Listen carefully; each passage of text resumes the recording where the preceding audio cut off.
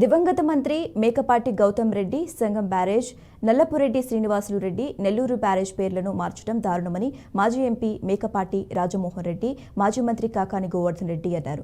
చంద్రబాబు ప్రభుత్వం దుర్మార్గమైన ఆలోచన విధానంలో వెళ్తుందని, నెల్లూరు జిల్లాకు మంచి పేరు తీసుకుని వచ్చి ప్రజల హృదయాలలో తాము చిరస్థాయిగా ఉన్నామన్నారు.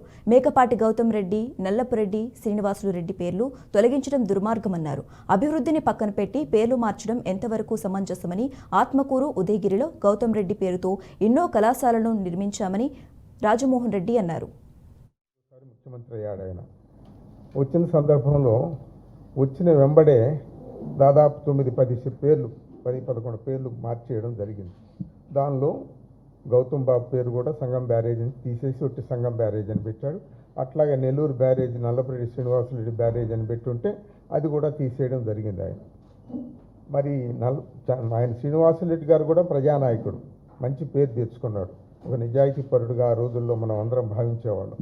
అటువంటి ఆయన పేరు కూడా తీసేయడం జరిగింది. అలాగే రాష్ట్రంలో పలు పేర్లు తీసేయడం జరిగింది. 10-11 పేర్లు తీసేయడం జరిగింది. ఇప్పుడు ఈయన కొత్తగా 4వసారి ముఖ్యమంత్రి అయి 75వ సంవత్సరం నడుస్తుంది. ఆయనకి 74 పూర్తయినాయి కాబోలు. మరి తిరిగి ఆయనకు అధికారం ఇవ్వడం జరిగింది, ఏదేదో వాగ్దానాలు చేసిన మీదట. ఆ పరిస్థితుల్లో ప్రధాన అజెండా ఇది పెట్టుకున్నాడు, ఈ పేర్లు మార్చే కార్యక్రమం. అది అవసరమా ఇప్పుడు?